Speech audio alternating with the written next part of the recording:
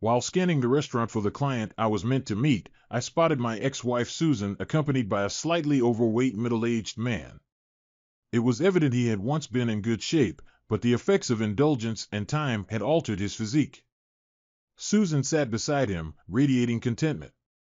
Every aspect of the man hinted at wealth. Standing in the foyer, memories came flooding back to me. Despite 3 years having passed since our divorce, the emotions felt as raw as if it were yesterday. This is how I found myself here, observing from afar rather than being by her side. Nonetheless, as events unfolded, her desires were fulfilled. My troubles began with a trip to Albany for a client meeting. Opting to stay overnight to avoid a lengthy drive back, my plans were disrupted when, barely an hour into the journey, the client called to report a broken fender. Though he was undamaged, he expressed regret for the late cancellation, and I assured him it was no inconvenience, suggesting we reschedule. Nevertheless, I felt unprepared for the extra 2 hours of driving ahead. Promising to do my best, I planned to return home for a surprise romantic dinner with my beloved wife. 90 minutes later, I finally turned onto my street. The first thing that caught my eye was the presence of 3 unfamiliar cars parked in the driveway. Knowing my wife often invited her friends over when I was away, I didn't think much of it. I parked on the street and entered the house, assuming everything was normal. However, the sight of 4 sets of clothes strewn across the living room floor immediately signaled that something was amiss. As I stood there, a gut-wrenching realization hit me. My wife's passionate cry wasn't a call for help, it was a familiar plea for more intense lovemaking. My heart sank as I grasped the truth: my wife was engaged in a carnal encounter with someone else. Despite my reluctance, I knew I had to face the reality awaiting me upstairs. Upon reaching the top of the stairs, I was met with the sound of my wife emitting a primal scream. Stealthily peering around the bedroom door frame, I beheld 3 men. While unfamiliar with 2 of them, the third was unmistakably her boss from work, Jeff Davis. To my shock, they had my wife engaged in carnal acts. My disdain for Jeff deepened as he showered her with praise, acknowledging her assistance with his business clients. It sickened me to realize that this idiot was exploiting my wife for his professional gain. All 3 of them treated her as a mere object of pleasure, using derogatory language and exerting their dominance over her. Witnessing her behavior, so alien to the woman I knew during our 10 years of marriage, I couldn't help but agree with Jeff's choice of derogatory label for her. Quietly retreating, I slipped downstairs unnoticed. Seeking refuge in my office, I retrieved my digital video camera, which still had some battery life and an old holiday cassette inside with space for recording. I aimed to document my wife's actions for legal purposes rather than creating some illicit spectacle. Setting up the camera at the bedroom door, I captured footage of my wife's face and the others involved, managing to endure only 5 to 10 minutes of the ordeal before my emotions overwhelmed me. While some might find such a scene arousing, for me, it brought only sadness and a profound sense of betrayal. Feeling utterly deflated, I sought solace downstairs to collect my thoughts. In my office, I retrieved my weapon from the safe, removing the safety as a precaution. Though not inclined toward violence, I couldn't shake the urge to assert myself if things escalated. Venturing into the living room, I confiscated the car keys and wallets from the discarded pants strewn across the floor, deflating the tires of all vehicles parked outside, including Sue's car. Returning indoors, a sinister grin crossed my face as I concocted a plan, confident it would succeed if Sue took her cell phone. Spotting it on the bedside table during my recording, I readied my camera, positioned myself discreetly behind the stairs, and dialed her number. After several unanswered attempts, she finally picked up. The silence in the house indicated she had warned the others to remain quiet. "Hey, Bobby, how's Albany?" she inquired, breathless. "You seem winded. Are you okay?" I pretended concern in my voice. "Yes, had to hurry upstairs for my phone call," she replied, swiftly composing herself. "My client canceled, so I'll be home shortly." "Interested in dinner?" I asked calmly, though internally, I felt more agitated than ever. "Heading home now?" she asked anxiously. "Sounds good." Just need to get ready, babe.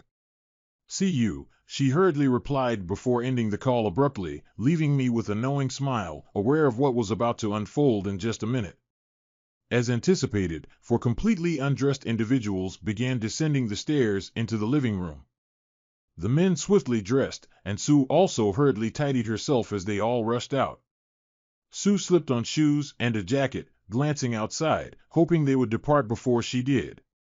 Had she been less excited, she might have noticed my car parked on the street. The men all started shouting at her simultaneously, prompting Sue to step onto the porch to listen. At that precise moment, I slammed the front door shut and locked it behind her. My wife caught a glimpse of my face as I closed the door, attempting to communicate through the side window with a pleading tone in her voice.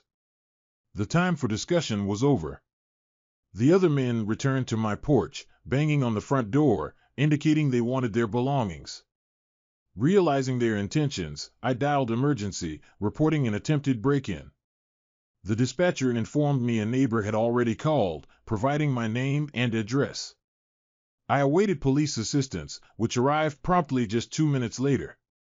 After the police interrogated my wife, I approached the two officers at the scene and informed them that my wife had been maltreated by the men present, demanding their arrest. This caused immediate reactions from the men, who began shouting that they were invited and she consented, denying any maltreatment allegations. Everyone, including myself, turned to Sue, waiting for her response.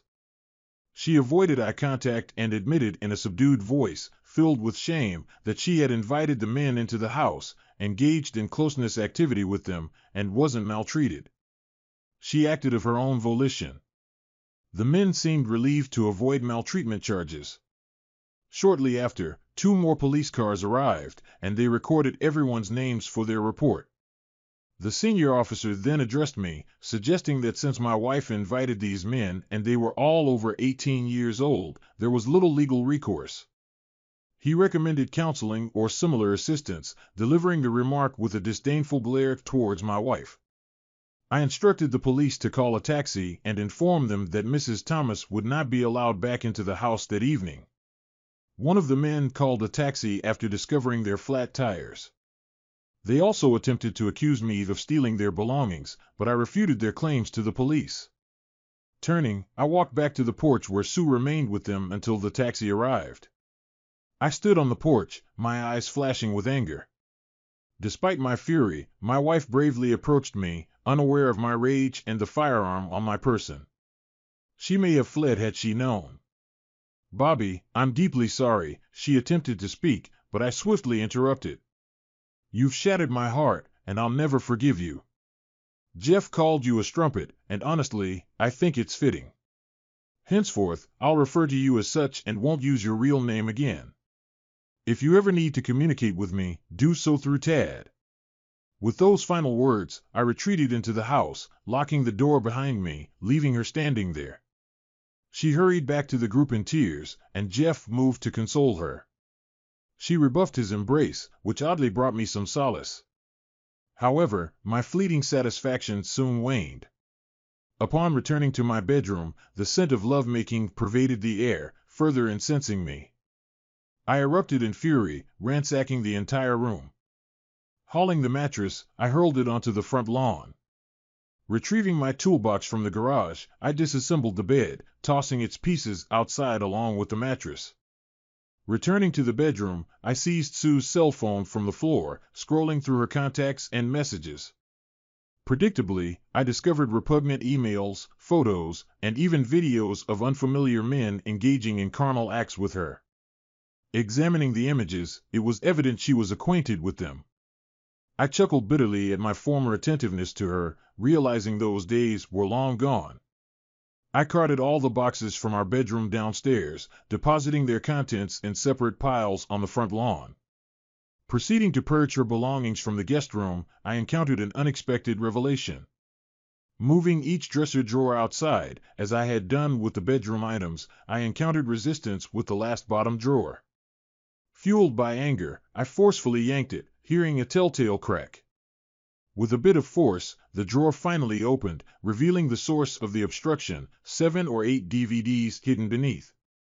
I accidentally cracked one of the plastic cases, but fortunately, the disc remained intact. My heart sank once more as I examined the discs. I didn't think I could feel any worse, yet I did. Descending the stairs, I scrutinized the titles on the discs, which only intensified my distress. Arriving in the living room, I arranged everything on shelves for closer inspection. The first disc depicted Sue with her close friend Sarah at Sarah's residence. Sue often assisted at Sarah's gatherings in Avon, typically held on Tuesdays and Thursdays. It seemed they engaged in closeness activities with various individuals at her house. As I watched the footage over several hours, tears welled up, halting only at the sight of the final two discs. The first showcased Sue with her tennis instructor, a service I funded. She attended lessons every Saturday, returning too fatigued for closeness later in the evening, which now became clear. The second disc revealed Sue engaging in closeness encounters at her workplace, specifically in the boardroom with Jeff, her boss, and Jeff's superior, Bill Evans. Bill held considerable influence in the community, often featured in newspaper articles for his philanthropic efforts, which I now witnessed extended to my wife's private affairs. Retrieving a large envelope, I carefully placed inside it a cell phone, the discs, and a cassette tape I had recorded earlier. My intention was to hand the entire envelope over to my lawyer and confidant, Ted Worth, my trusted friend of many years. He was one of only two individuals in whom I truly confided. Nothing else mattered at that moment. Glancing at Sue's computer on the desk, I powered it up and began duplicating every file, email, photo, and video onto external drives. It took approximately an hour to complete the process, after which I settled down to sift through my wife's digital archives. Among the videos were scenes reminiscent of those found on the CDs I had discovered. Additionally, I stumbled upon explicit images typically associated with adult websites. Delving further, I uncovered a trove of emails spanning about 6 months. Despite her attempts to conceal them under misleading file names, I unearthed correspondence between her, Jeff, and several other men, as well as exchanges with Sarah just last week. I had dismissed them until one nearly devastated me. The thought of using my weapon crossed my mind, but I realized she wasn't worth it. I had to remain strong. The only email that affected me this deeply was from Sue to Sarah. Sarah questioned why she hadn't left me to be single again and asked Sue to detail her ideal future husband. Here's how she responded. Sarah, I have no interest in him anymore. Bobby is faithful but foolish. I fear he'll soon uncover my secret lifestyle. He's not entirely clueless, but love blinds him. Lately, he's been gaining weight, and his expanding belly is off-putting. Comparing him to other men, he's lacking. I also detest beards and mustaches, which make him appear somewhat repulsive. I once loved him deeply, but the excitement of recent years is too enticing to give up. His lawyer, best friend, could pose problems if he gets involved. Jeff and Bill at work hinted at promotions and perks with suggestive undertones. I laugh. I also desire a house and a car.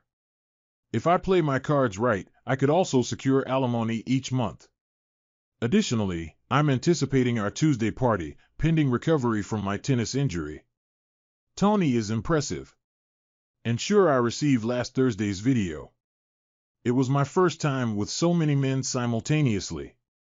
As for my dream man, he must be affluent, loyal, compliant, and not too bright. He must cater to my every whim and still ask, which one? I chuckle. I'm indifferent about the bedroom as long as there's money involved. I laugh. I can fulfill my needs elsewhere. Sometimes it feels too easy. Damn, Bobby's home now. Gotta go. See you on Tuesday. Call me, Sue. I read this letter repeatedly, its words disgusting, and the last few years deeply hurting me. Did she truly feel this way about me? Was my love so blind that she cheated on me for over 2 years? Afterward, I retired to bed and fell asleep on the sofa. The next morning, plagued by restless sleep, I called in sick to work. I reached out to my close friend and lawyer, Ted Worth. Mary, Ted's secretary, answered the phone. I'd known her almost as long as Ted. I urgently requested a meeting, but she informed me he'd be tied up in court all day. Mary informed Ted that I needed to meet him in his office in an hour. If he starts bothering you with nonsense, bring up Tammy Brown's name. That'll grab his attention. See you in an hour, I said before ending the call promptly. I began getting dressed when my phone rang. Reluctant to speak with Sue, I checked the caller ID. It was an unknown number, so I answered, suspecting it might be Ted returning my call. Hello, Mr. Thomas. This is Bill Evans from Susan's office. If possible, I'd like to discuss the events from last evening at your house. Could we meet today in my office to clarify the situation for all involved? Unsure if he was aware of the video footage of him with my wife at his workplace, I knew he was concerned about retaining Jeff Davis's key clients. My wife and Jeff were valuable assets to him, and he likely didn't want to lose them. Additionally, he was surely worried about negative publicity for his company and himself personally. Mr. Evans, I have an important meeting this morning, but I'll call you back on this number before noon to arrange something for today, I assured him calmly. I conveyed it as though he was reasoning with me. He was in for a surprise. As I stepped out, I glimpsed what resembled a bizarre yard sale. The broken bed and Sue's clothes were still strewn about. An elderly neighbor waved, wearing a curious expression. I knew I'd become the talk of the neighborhood. As they say in the news, it was a suburb sensation in the city center. I grabbed a bite to eat before heading straight to Ted's office. Mary brewed a cup of coffee for me, lots of cream, no sugar. We had a long history together. Holy crap, Bobby. I don't know what you've got on Ted, but I mentioned his name, and he instructed me to clear his schedule for today. I could use a month off, she quipped. If you want to know who Tammy Brown is, she added jokingly, you'll have to ask Ted. By the way, where is he? I inquired. He said he'd be here right away. He needed to reschedule his meeting with the judge for today's court hearing, she informed me. Just then, he walked in. Holy crap, Bobby. Tammy Brown? You must be in big trouble for mentioning that name to me. Come into the office and let's talk. Mary, don't patch me through to anyone right now, Tad quickly interjected. I grabbed my coffee, and he shut the door for privacy. I recounted the events of the previous evening and shared what I had discovered about Sue's new lifestyle. Then I handed him an envelope with the evidence I had gathered, and finally, he spoke. He listened attentively to my story without interruption. I could see the legal gears turning in his head as he processed the events from the night before. I also informed him about Bill Evans's request for a meeting today. Well, Bobby, as they say, let's prioritize. I've known you for a long time, and I understand you're devastated. Is there any chance for reconciliation with Sue? He inquired. Ted, if it were Katie, your wife, and you found those videos and emails, you'd leave her in an instant. I want a divorce, but I also want to inflict some serious damage. I'm not going to quietly accept this betrayal, I confessed. Okay. First, we'll sue Tony and the tennis club. Sarah is off the table as she's just a friend. Sue's workplace, however, is a different story. Secondly, we'll sue the 2 clients and their companies who were at your house. We'll also go after Jeff Davis, Bill Evans, and their associates. He warned that things might get worse before they get better. Ted cautioned me, but I didn't care. Even if I had to resort to physical confrontation, I was going to make these people pay for what they've done through Sue. I asserted with anger in my voice. All right, Bobby. Recap what Bill Evans wanted, and we'll proceed from there, Ted informed me.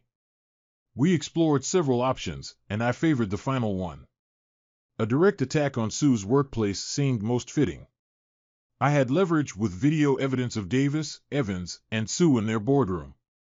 Ted explained, noting that as Sue's superiors, they influenced her position. It could also result in serious legal repercussions. I liked the sound of it. Ted also hinted that once Bill Evans realized what evidence we had, his stance would change, likely resulting in a settlement offer. If it's less than $2 million, he can forget it, I remarked firmly. I'll tell you what, Ted. Make it $2.5 million. I've seen your legal bills before, I joked. Come over tonight at 7 p.m. Katie will whip up a fantastic dinner for us. You could use a break from home, I insisted. I promptly scheduled an appointment with Bill Evans for 2 p.m. Following this, Mary peeked into the office. Ted, they're calling you on line 1, she informed him. Mary, I told you no calls, he snapped, visibly agitated. Sorry, Ted, but this is Susan. She wants to talk to you, and I thought you might want to answer, Mary persisted. Sorry, Mary, it's going to be a long day, and it's just getting started. Does she know Bobby is here? He inquired. Not that I know, Ted, she replied. Tell her I'll talk to her in a minute, he said more calmly as Mary promptly exited to the reception area. Well, I bet she's already discovered that her cell phone, computer, and all her DVDs are missing. I bet she was furious that I dumped all her belongings on the front lawn along with our bed, I informed him. Wow, you really had a busy evening. Let me handle this conversation and please refrain from intervening. As your lawyer, I need to clarify a few things right now, he indicated to me.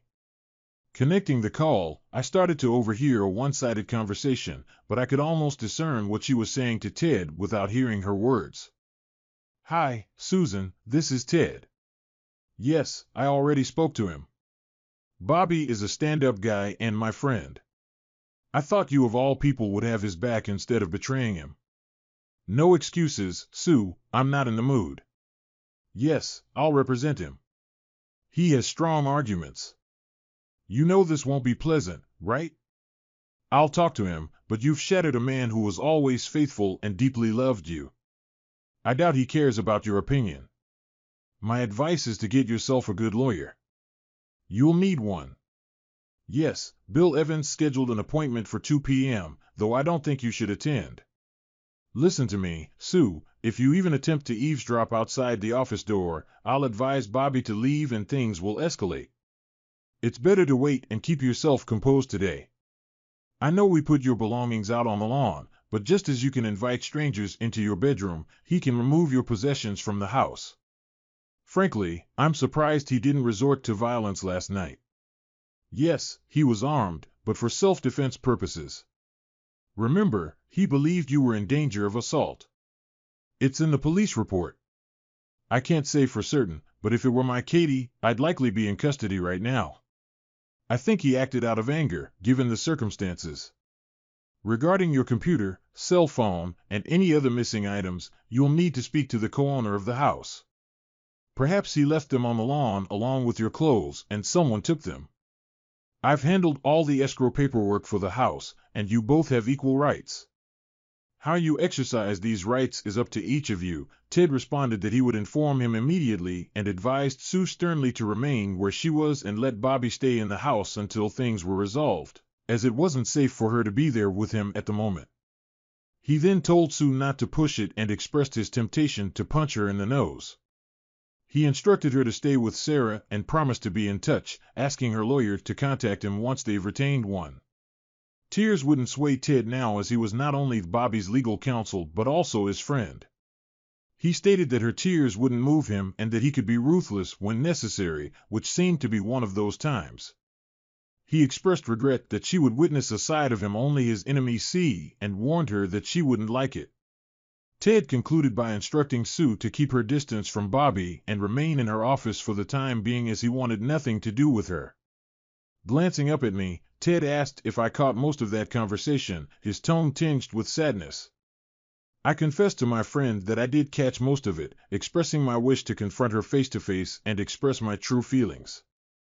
However, I admitted that I didn't think I could bear the pain of seeing her again, at least not yet. I have a couple of requests for you, Bobby, he said, his demeanor shifting instantly to one of positivity and optimism. First, hand me those tapes. Ted indicated for me to retrieve the videotapes from the envelope, those from the previous night, the ones featuring Tony at the tennis club, and the footage of Sue with Mr. Davis and Mr. Evans in her office. After handing him the tapes, he instructed me to invite Mary to join me for lunch. I gave him a puzzled look, to which he promptly responded in kind. I think it's best if I review them myself to spare you any further distress before our meeting at 2 p.m. Moreover, I don't believe watching this material would benefit you right now. I don't want you to be upset before our meeting with Bill Evans, he indicated. I acknowledged his wisdom and thanked him before sharing the good news with Mary. She jokingly suggested I take her to an upscale restaurant if Ted was footing the bill. We both chuckled and left the premises. Mary proved to be an excellent dining companion, and for the next hour, she helped me forget my troubles. Upon our return, we heard Ted cheering as we entered the office. He was in high spirits, doing a little victory dance at his desk. "These recordings are a game changer, Bobby. I can't believe it," he exclaimed. My expression turned bittersweet, and I think he finally grasped why. "Oh, Bobby, I'm truly sorry. I didn't acknowledge the significance of these videos. I know Sue's actions have deeply hurt you. I was just excited about what I uncovered," he apologized sincerely. "Bobby, come over here. I need your eyes on something." Ted beckoned me, and I complied, positioning myself behind him to view his screen. "Did you watch the entire video Tony shot at the tennis club with Sue?" he inquired. "No, I only managed to skim through some of it last night. It was tough to stomach without feeling the urge to lash out or worse," I admitted honestly. "Well, brace yourself. Towards the end, just after Tony and Sue finish, they attract a small crowd in the men's locker room. Yes, the tennis club's locker room. I hate to say it, but she let the other men who were watching join in after Tony. I'm not telling you this to upset you, but to shed light on this guy right here," Ted explained, pointing at the screen on his desk. The individual he was indicating was an older man, naked, with long gray hair and a walrus-like mustache. "Do you recognize him?" Ted asked as he hit play on the video, and I saw him discard the towel, revealing a substantial package any man would boast about. The issue was he went straight to my wife and engaged in coition with her. The next moment, she was surrounded by 5 more men eagerly awaiting their turn. I recounted, "Ted, I have no clue who this guy is, but I presume you do," I responded, trying to maintain composure. "Bobby, this is ammunition for our meeting today at the tennis club at 4 p.m., he informed me, his excitement palpable as he explained his strategy. I grinned when I heard his plan. Besides being my friend, Ted was an exceptional lawyer. I was relieved to have him on my side this time. We departed his office for downtown, armed with a portable DVD player, some printed photographs, and legal envelopes. Upon arrival at Sue's building, we proceeded to Bill Evans's office on the top floor, with Sue's office located 1 floor below. After waiting in the reception area, we were eventually ushered into Mr. Evans's lavishly furnished office. Just before entering, I sensed someone observing me from the hallway. I glanced in that direction and caught a glimpse of the woman before she vanished around the corner. Guess who, I thought to myself, relieved I wouldn't have to confront her today. We stepped into Bill's office, adorned with opulent furniture and adorned with plaques, awards, and photos of him with various notable figures. The thought crossed my mind, had he ever brought Sue here? At that moment, my disdain for Mr. Evans intensified more than ever. I introduced Ted and took the lead in the conversation. "Hello, Mr. Evans. This is my friend Ted Worth, and he'll be joining us for the meeting you scheduled today," I informed Bill as we exchanged handshakes. "Mr. Thomas, Bob, I thought this was meant to be a private meeting between you and me," Mr. Evans inquired. "Well, I decided to bring Ted along. Anything you have to say to me, you can say to him as well," I stated firmly without opening it up for discussion. He accepted Ted's presence and directed his remarks solely at me, disregarding Ted. This brought a smile to Ted's face. I anticipated what was coming next, but allowed Mr. Evans to speak first before we burst his bubble. "Bob, may I call you Bob?" Bill asked. "Absolutely no issues. In fact, I thought it might be beneficial to have Jeff Davis present at this meeting too. I'm not sure if it's feasible, but it concerns him as well, I informed Mr. Evans. After a brief pause, he pressed the intercom button. Julie, inform Jeff that I require his presence in my office immediately. Tell him to drop everything and come here right away. Understood. Jeff will be here shortly. In the meantime, I want to express my sincere apologies for the trouble caused by Jeff and Sue in your life. I know last night must have been awful, but if we collaborate, we might be able to find a solution beneficial to all parties, Bill expressed optimistically. What exactly do you mean, Mr. Evans? I inquired, waiting for Jeff's arrival. I genuinely care for your wife, Sue, Bill began, but was interrupted by Jeff's entrance. He hesitated momentarily, appearing as though he might turn and leave, but Bill instructed him to take a seat. Reluctantly, Jeff complied, avoiding eye contact with me. Bob, I wanted to convey that I have great affection for Sue, almost like a daughter. He started to speak when Ted interjected. Are you implying you have a penchant for incest, Mr. Evans? Ted asked, catching him off guard. I chuckled to myself, understanding the intent behind Ted's remark. What? What are you suggesting? Do I have a fondness for incest? What on earth does that mean? He retorted with indignation. Well, allow me to illustrate. As they say, a picture is worth 1,000 words, Ted stated, placing the DVD player on Bill's desk. These are screenshots from the video you're about to watch. He handed them to Jeff, not Bill. Jeff's eyes widened, and he passed them slowly to Bill. The images depicted Bill and Jeff both involved with my wife, leaving no room for doubt about their identities or actions. I even suspected Bill recognized his own boardroom table where he and Sue had engaged in their activities. Jeff, are you seriously telling me that you were foolish enough to record this on video and distribute copies? Bill queried, nearly speechless. It was evident that Jeff was currently unable to provide a response and appeared completely dumbfounded. Well, Mr. Evans, here's how it's going to unfold. Oh, and just to clarify, I'm Bobby's attorney as well as his friend. So let me outline what we expect and how we expect you to address it, Ted informed the shocked audience, thoroughly relishing the moment. Firstly, Sue retains her position without question. Bobby believes she'll require employment, and she seems to fit in quite well with everyone here. He directed this statement to Bill, accompanied by a subtle wink. Secondly, Mr. Davis is no longer part of the equation here. Sue stays, and he exits, Ted declared to Bill, gesturing towards the flabbergasted Jeff. Thirdly, we expect you to present us with a monetary offer that respects our intelligence. We'll entertain your initial proposal and provide a yes or no response within 5 business days. We anticipate taking legal action within 2 months, possibly sooner if necessary. Before they could interject, Ted initiated the video playback, swiveling the screen for Bill's viewing. It depicted both men engaging in carnal acts with my wife repetitively in their boardroom. Jeff didn't need to watch, given his involvement in the video recording. Bill simply observed with his mouth agape. I could sense his mind working overtime, contemplating how to salvage his business reputation, family life, and most importantly, finances. I knew action would be imminent. Jeff, after these gentlemen depart today, we'll need to have a serious discussion about your future employment here. I'll consult with my legal counsel to negotiate a settlement that satisfies you to some extent. You both comprehend the potential repercussions for our business if this information were to surface prematurely, Bill mused aloud. Don't fret, Mr. Evans, we'll maintain your confidentiality until we receive a serious proposal from you. However, I wouldn't rush to terminate Mr. Davis's employment just yet. He may possess additional copies of the video, providing him with leverage if we fail to act.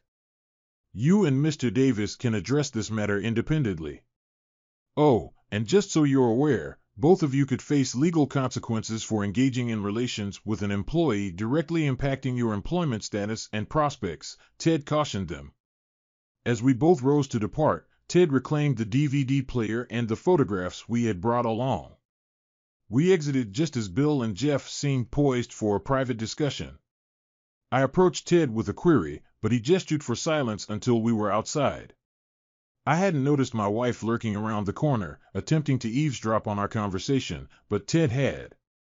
The last thing I heard was Mr. Evans barking into Julie's intercom, "Get Sue Thomas here immediately." I grinned, anticipating an intriguing encounter. Bill would soon discover that I had found his DVD in our home. Once outside, I inquired why he had given Jeff an escape route by suggesting he uses his own videotape against Bill. "Divide and conquer, as they say," Ted explained. "It's better if they don't act as a united front, but rather each for themselves. That way, if Bill makes a half-hearted offer to us, we can play them against each other." Ted also noted wisely that Jeff and Bill have families and attend church. Despite their behavior depicted in the videotapes, they're not keen on rocking the familial boat at present. As I departed the building, I realized it would now be remembered as the site where my wife betrayed me rather than the esteemed workplace she once inhabited. It saddened me to think about Ted's words snapping me back to reality. "All right, let's grab a beer before our next rendezvous at the tennis club at 4 p.m. We could both use a drink right now, and there's something I need to discuss with you, though I'm not quite sure how yet," Ted mentioned. As we drove across town toward the tennis club, we stopped at a quaint bar restaurant adjacent to the tennis club. Ted ordered 2 beers and began speaking to me. "Bobby, I believe Bill Evans will extend an offer, but likely for just under $1 million. I'm familiar with his legal team from another case, and they're quite adept. He's also a realist. I'll call him tomorrow and convey that a lowball offer won't bode well for his client's business or personal life. I'll propose around $3 million or suggest we abandon negotiations altogether," he disclosed. "Furthermore, I need to ascertain if, in the event the offer is rejected, I have your authorization to cast Susan in an unfavorable light. I won't hold back for anything. My duty as your legal representative is to pursue what ensures victory in court, even if it entails painting an unflattering portrait of her. It might get ugly and highly publicized. I'll utilize every legal means at my disposal to secure our case. You might not appreciate all the potentially damning revelations about Sue, your marriage, and even your carnal life that could surface. I'm not sure if you've considered this aspect," Ted added at the 11th hour. I expressed that I had given serious consideration to the matter and believed I possessed more integrity than they gave me credit for. I mentioned that if necessary, I was willing to proceed, but I preferred to explore the financial offer route first, which I hinted at to Ted. Ted agreed and suggested starting by evaluating what Bill had to offer. He assured me that if Bill's offer was unsatisfactory, he would handle all the necessary paperwork promptly. Additionally, he mentioned leveraging his newspaper contacts and friends at 3 local news stations. He said they would be willing to obtain footage or images, even if they needed to censor the explicit content with blue bars, as they say in sitcoms. "Ted, you've consistently been there for me, and I trust your judgment. I just wish this whole mess never happened. Being an oblivious husband was more enjoyable than being publicly humiliated by a cheating wife. Nevertheless, you have my authorization to take whatever actions are necessary. After all, I didn't initiate this debacle, but I'm determined to conclude it soon," I expressed with frustration in my voice. "Understood, Bobby. No problem. Now let's discuss the material for our next meeting. This guy, Mr. Harry Rydell, is the owner of the Ace Tennis Club. This is the guy I pointed out in the video in my office. He's indicated that he'll likely adopt a laissez-faire attitude, asserting that adults will be adults and he won't intervene. Even Tony's tennis coach might be dismissed for appearance's sake only to be rehired later. Tony's quite popular at the club, particularly among female members. Keep in mind, Bobby, that while men primarily pay club dues, women are also stakeholders. This dynamic will be pivotal in your interaction with Mr. Rydell," he briefed me on the situation. We arrived just in time, and it was evident that Mr. Rydell and Ted didn't see eye to eye. Their animosity was palpable from the outset. Mr. Rydell told Ted bluntly, signaling the meeting's conclusion. "Mr. Rydell, this is Bob Thomas," Ted said, nodding in my direction. "And his wife is a member of your club. It has come to our attention that Tony Simba, your tennis instructor, was having an affair with Mr. Thomas's wife. We want to know what you plan to do about this, Ted finished. He waited for Rydell to speak, but even I knew that he would take everything upon himself and in a few words send Ted to hell. Listen, what two consenting adults do behind closed doors in their own time is none of my business, Harry Rydell informed us. And as for you, Mr. Thomas, if you can't satisfy your wife in the bedroom, don't come crying to me and blaming me if she strays. There are plenty of unhappy spouses who frequent the Ace Tennis Club. Some keep returning for the personalized attention my staff provides them, if you catch my drift, Harry said, winking at me. I felt the urge to lash out at him, but Ted restrained my wrist and quietly advised me to stay composed and follow his lead. You see, Harry, you're assuming this occurred outside the club without the owner's knowledge and consent. It's presumptuous of you to make such assumptions, Ted confronted him, pulling out a DVD player and placing it on his desk. Ted pressed play, directing the screen towards Harry. It was evident from his reaction that he didn't like what he saw in the video footage. Before Harry could respond, Ted interjected. Harry, you, with full awareness and with your colleague's complicity, took advantage of a paying member of your club, Mrs. Susan Thomas, a married woman whose dues were paid by Mr. Thomas, is now a dissatisfied customer, Ted informed the silent Mr. Rydell. When this information surfaces, every dues-paying man will want to know if his wife is engaging in similar activities while he foots the bill. I'll have to subpoena everyone present in the locker room that day. Married men may not be pleased with you about this, Ted added, adopting an almost storytelling tone. Furthermore, there's the issue of reasonable expectation of privacy when filming in the locker room. Harry, once I'm through with you, your club won't retain its community reputation, and your bank account may suffer as well, Ted asserted for added persuasion. So here's what we're after, a substantial offer from you and prompt action. Doing so could spare you considerable inconvenience and financial loss, Ted concluded as we both observed Harry Rydell weighing his options. Ted, you're still a real piece of work, but I can't argue with your reasoning. I'll contact you tomorrow with my offer. If I comply, all tapes will be returned to me and remain confidential. I'll also willingly terminate Tony's employment. Now, if that's all you legal extortionists came for, get the hell out. Harry Rydell dismissed us as Ted retrieved the DVD player with a grin and powered it off. Oh, and say hi to Tito Martinez, Ted remarked to Harry before exiting the room. Go to hell, Worth, was all Harry could retort. Ted chuckled all the way back to the parking lot. That was quite the adventure. Now we wait for suggestions, Ted informed me as we headed to his house for a delightful homemade dinner. By week's end, Bill Evans had offered nearly $2.7 million to retain Sue as his employee. Jeff Davis, after naively handing over all his tapes to Bill Evans, found himself out of a job. Bill simply terminated him, leaving poor Jeff with little recourse. I went after the two fools who were with my wife the night I caught her with Jeff. They happened to be two of Jeff's major clients. Neither of them wanted any publicity, whether for their companies or themselves, so each of them offered me $1 million to keep quiet. Harry Rydell refused to make any offer and suggested we take legal action. So we did, and he ended up losing $3 million by the time we were done with him. His club suffered a mass exodus of members, and he was compelled to relinquish ownership. He likely thought he could evade consequences, but the judge wasn't impressed with the footage from the private locker rooms nor with the infidelity.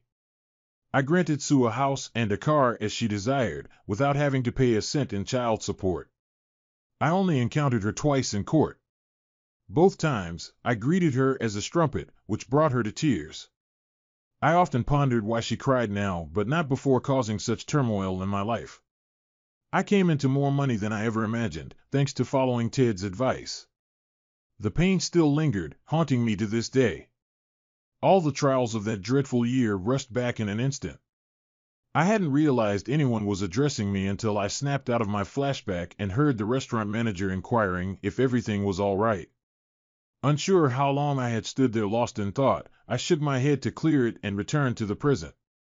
Apologies, just reminiscing about an old issue. Once I saw the group I came to meet.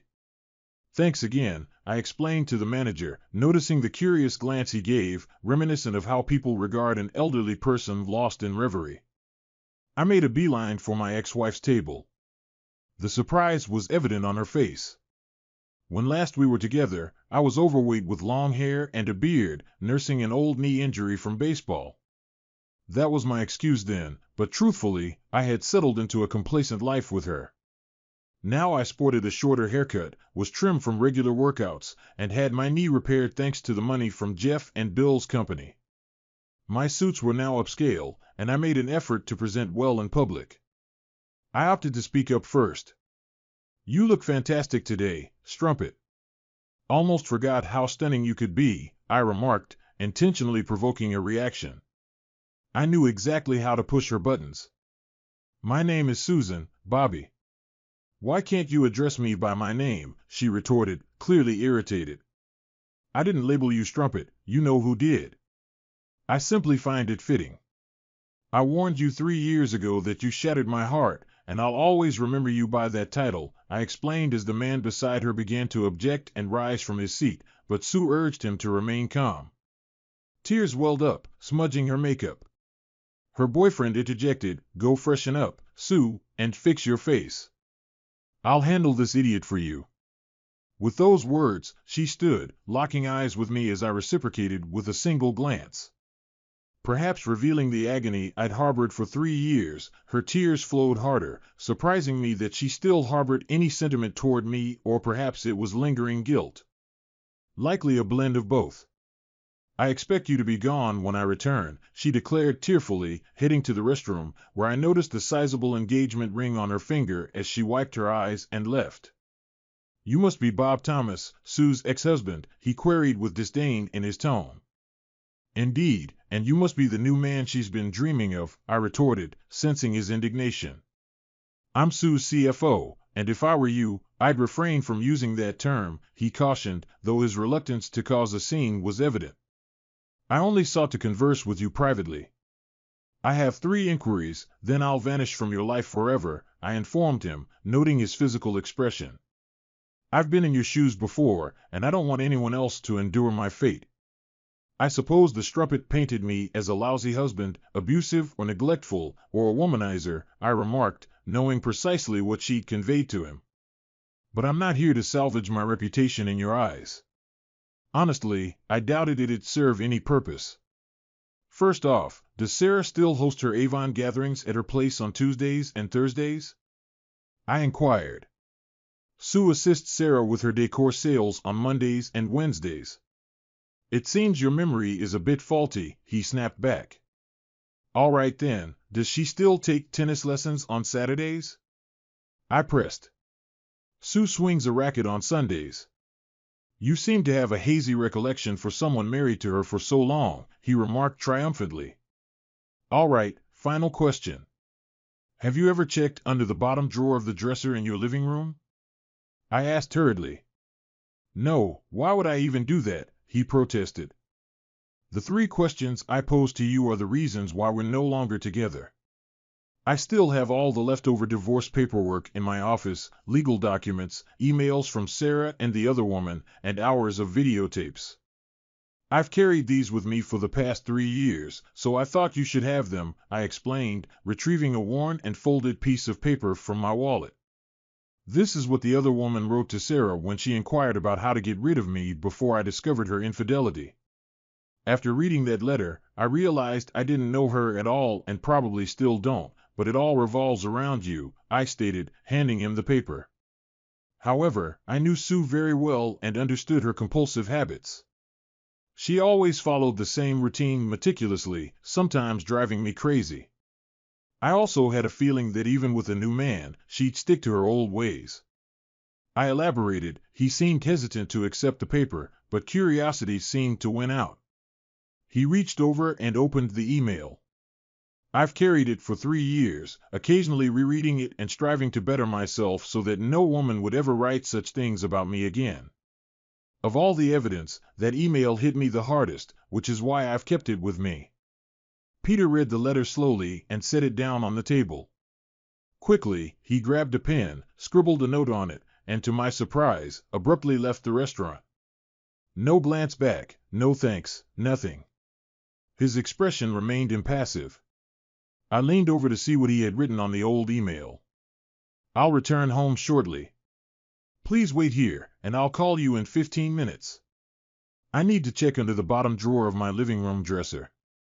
Be right back. Peter." I sensed he'd seen the truth, even if he wasn't thrilled about it. Something told me I hit too close to home on all three matters. The email seemed to be the tipping point, and he needed to verify it himself. Leaving a note on Sue's table, I departed. There was no way I'd stay in that restaurant with anyone tonight. Back in the foyer, I phoned my client, who didn't mind rescheduling the meeting since they were running late anyway. Before leaving, I glanced once more at the table. Sue returned, searching for Peter. Sitting down, she noticed her old email and Peter's note below. Her face drained of color as she recognized the contents of her old email and Peter's message. The last time I saw my wife, she was sobbing so intensely that the entire restaurant turned to look. I felt a pang of pity, but at the same time, I was indifferent. That was the final encounter with her. I still wonder if Peter found something under the dresser drawer. Sue's tears indicated he might have.